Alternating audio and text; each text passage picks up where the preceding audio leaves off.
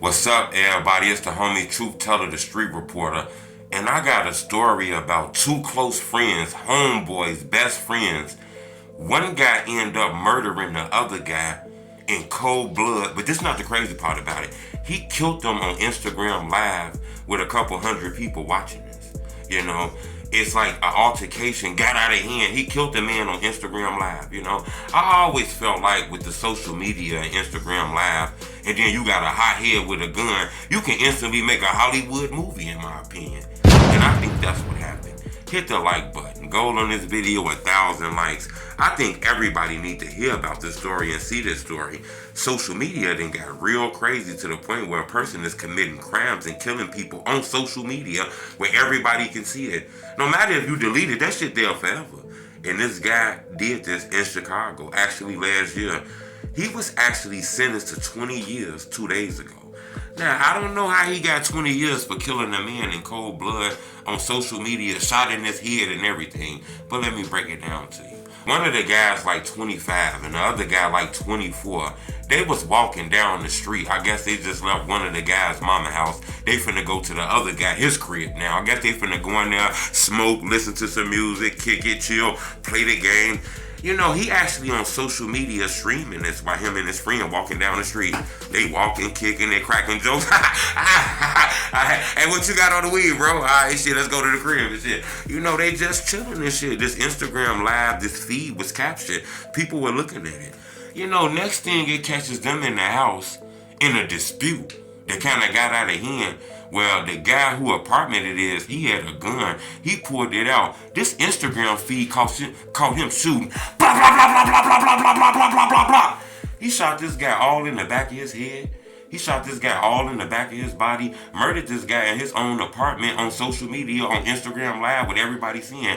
It's no reason you can even lie about this. The camera even caught him. The camera caught, now remember, he was holding the camera, so it caught him shooting. So it didn't really catch his face shooting, but it catches him. He's holding the camera. The other part of it, it actually catches him bending down with the gun in his hand, hitting the Instagram off button so he can cut the live off. I don't know if this guy realized, but a moment of passion probably was going to cost him the rest of his life. Somehow remember, a first-degree murder is the intent to kill. Second-degree murder is something that just happened out the blue that left somebody dead and things like that, So, this guy was charged with a lot of charges, but he ended up brokering a deal. One of the best plea deals I ever seen. This guy shot somebody in the head multiple times, in the body multiple times, filmed it for everybody to see it, and he only got 20 years. Plus, he's going to get time for I believe, 700 days he's been in there already. And remember, when you're locked up 700 days, it's more than just like 2 years. That shit probably like 3-4 years. He got a 20-year sentence. He got this at like 25.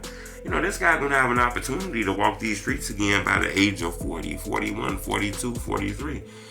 So he was blessed to get that time. I guess the courts looked at it as it was a dispute that happened, something happened, and a killing happened. But it wasn't like premeditated, wasn't planned or anything like that. So this guy was able to broker that deal.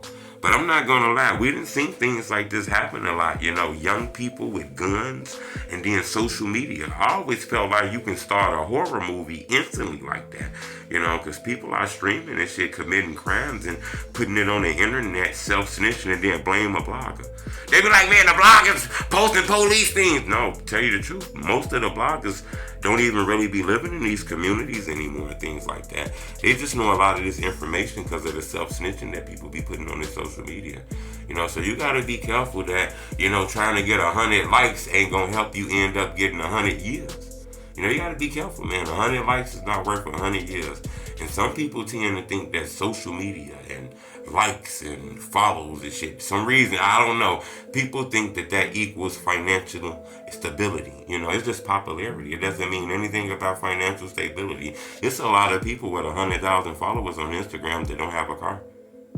It's a lot of people that has 1 million views on YouTube, but they don't get any money. They don't get a check. This shit is just free. So you got to be careful of looking up to somebody that's just on social media, So these guys were on social media trying to be rap stars or whatever, was trying to get a crowd, a group of people to watch them. And, two friends end up murdering each other. I don't know if this was an argument about who better, Kobe or Jordan, or, who got the better shoes, Nike or New Balance. I don't know, But I know it was a dispute between two close friends that ended in a murder, and the guy ended up getting 20 years. That's crazy. Subscribe to my YouTube channel. I'm going to keep you updated on that. But I want to ask you a question before we get up off of this, because I'm always talking all the time.